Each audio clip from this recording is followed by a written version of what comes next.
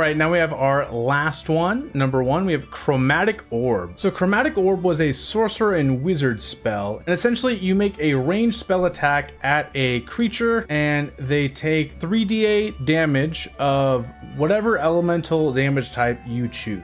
Acid, cold, fire, lightning, poison, or thunder. And it went up by 1d8 as you upcasted it. So it's single target, a specific damage type, decent damage. The thing about this spell though is it was mostly useful for the sorcerer because they didn't have access to that many spells, and so it was nice to have one spell that you could basically choose any element you needed for whatever situation. Wizards having access to more spells tended to not take this as often, so it was a decent spell but not amazing. The new Chromatic Orb is almost exactly the same, except they added a whole new secondary effect that makes this a multi-target spell now. So you roll your 3d8 in damage, and if any of those 3d8 dice are the same number, you can then select a second target and hit them as well. One cool interaction with this spell is you can take the Elemental Adept feat, and if you choose a specific damage type, like let's say acid damage, and whenever you use Chromatic Orb, you